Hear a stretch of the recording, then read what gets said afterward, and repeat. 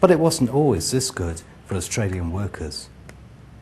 Under the previous industrial relations system introduced by the Keating Labor government, inflation-adjusted wages were lower, unemployment far higher, and union-led industrial disputes were widespread. So while the Howard government's system does appear to have been successful, it has also caused considerable controversy since the introduction of work choices. The Australian Council of Trade Unions, the ACTU, has spent a large proportion of its members' funds on a media campaign against work choices. Employer groups and business owners are claiming that the ACTU advertisements are misleading and dishonest. I go home to relax and I turn on the television and hear these ads. And when you're involved in it and understand what has been happening and what is happening now, you get so frustrated at the misinformation. Stephen Nance from Commerce Queensland deals with work choices system on a daily basis. Look, there's a lot of information that has been sent out by the union movements and by the Labor Party which is just not factually correct. It has caused confusion out there in the workplace, and that's led to a lot of disinformation and a lot of unrest in organisations. The area of greatest concern now is what may happen under a federal Labor government.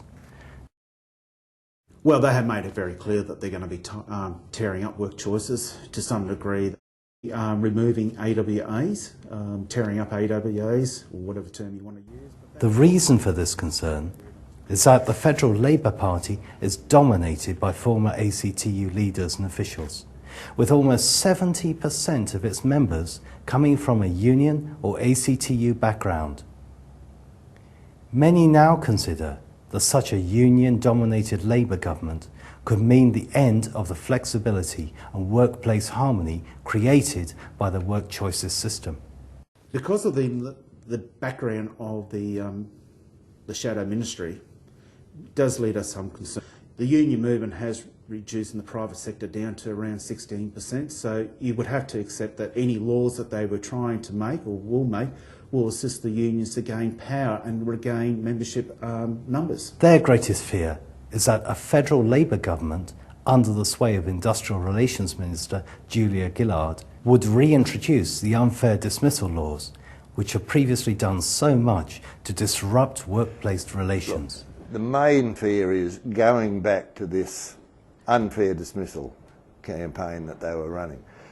Now, if we go back to where we're got to have 25% of our management administration time taking up in paper trails, counselling, cautioning and written warnings and going through courts of unfair dismissal, we're not going to put up with that. You cannot.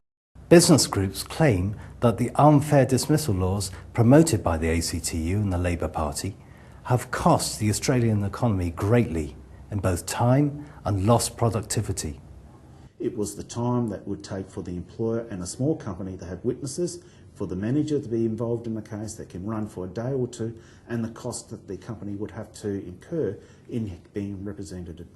In fact, many employers are suggesting that a return to the chaos caused by the unfair dismissal laws would be so costly to industry that some businesses could not survive. People that we do business with still, and they're all of the same ilk.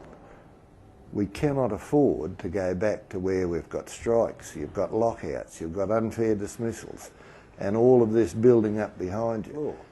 At the end of the day, unless the company makes money, the doors are closed, the creditors move in, and we're all on the dole, so to speak. And that, as a result, workers would lose their jobs. Stephen Nance of Commerce Queensland fears that the situation could be even more serious than that. There are rumours about that some organisations would not go back to the old system of being dictated by the union movement, and that they would prefer to go over to Asia and set up a new business over there and work under those conditions, which would be extremely unfortunate to the Australian economy if that does occur. And Paul Trower of BDS has similar grave concerns for the viability of his business if the unfair dismissal laws are reintroduced by a Labor government. Now, go back to what we were talking 6 years ago and prior to that, and it becomes, the equation changes. You think, well, hey, it's much simpler to cut my costs, go offshore, sell my product a bit cheaper and join my competitors. Not our preferred option, but it's got to be on the table in the event that what we would classify as a retrograde step. Instead of going forward to the future, we're going back. But Paul also hopes that common sense will prevail, that workers and management can negotiate and work together. And we're all workers, whether we're in management or we're on the factory floor. The reality of it is business needs workers, workers need business. You want people to be working for you, with you, and as part of your team. And that the prosperity that both sides have worked so hard for can continue. But they understand that we're all in the same boat and let's all go forward. Recently at Brisbane South Bank there was a very interesting debate between Malcolm Turnbull and Peter Garrett on the subject of Australia's energy future.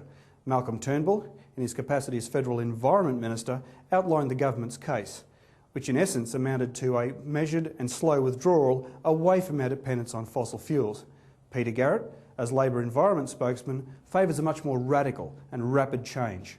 Now, during the debate, Mr Turnbull attempted to explain to Mr Garrett that many of the renewable technologies he was relying on were either plainly uneconomical or they simply did not work. Mr Garrett's reply: the issue is not whether they work or not, the issue is when will the government support them. Now, incredible as this statement may seem, it's not entirely unexpected given Peter Garrett's political past. In fact, it may be worth reading a second time because it clearly demonstrates that Peter Garrett is not about the facts, he's about ideology. He'd prefer that we forget the facts, forget that millions of ordinary working Australians are reliant on low-cost power for their livelihoods and for their lifestyles. Forget also that our industries need low-cost energy to remain internationally competitive. Make no mistake, meeting Australia's energy needs in a sustainable and environmentally friendly way is the prudent and responsible way forward. But throwing billions of dollars into technologies that don't even work, well, I'm sorry, Mr Garrett, but that is ludicrous.